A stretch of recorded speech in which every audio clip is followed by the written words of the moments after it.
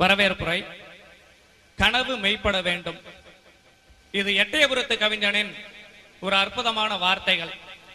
தமிழ்நாட்டு பத்திரிகையாளர்களுக்கும் ஒரு கனவு இருந்தது.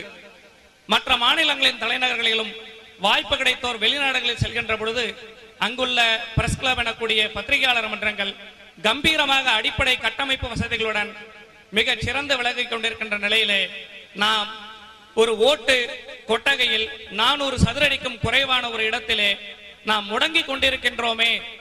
இந்த நிலை மாறி நம்முடைய பத்திரிகை திறன்களை வளர்க்க, அறிவை பெருக்க ஒரு அடிப்படை கட்டமைப்பு வசதி வேண்டும் என்ற கனவு இன்றைய தினம் நிறைவேறி இருக்கிறது.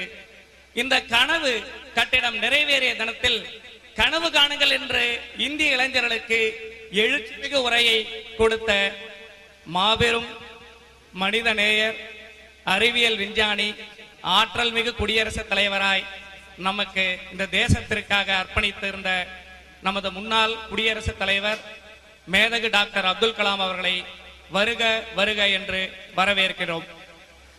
இந்த கட்டிடம் கட்ட வேண்டும் என்று நாம் நினைத்த பொழுது இந்த கட்டிட புதுப்பிப்பு குழுவிற்கு தலைவராக நான் நிச்சயம் இருப்பேன் என்று உறுதி கொடுத்து உறுதுணையாயிருந்தவர் இன்றைக்கு மேடையை அலங்கரித்துக் கொண்டிருக்கும் இந்து நாளிதழின் முதன்மை ஆசிரியர் திரு என் ராம் அவர்கள். அவர்களை மிகுந்த அன்போடு வருக வருக என்று வரவேற்கின்றோம். ஒருவர் பத்திரிகையாளர்களுடைய கனவு மெய்ப்பட்டிருக்கிறது.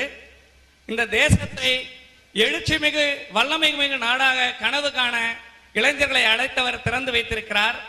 இந்த கனவு மெய்ப்பட காரணமானவர் SRM கல்வி நிறுவன குழுமங்களின் தலைவர் திரு TR பச்சமுத்து, அவருடைய மகன் துணைவேந்தர் திரு சத்யநாராயணன் அவர்கள். அவர்களை வருக வருக என்று வரவேற்கிறோம்.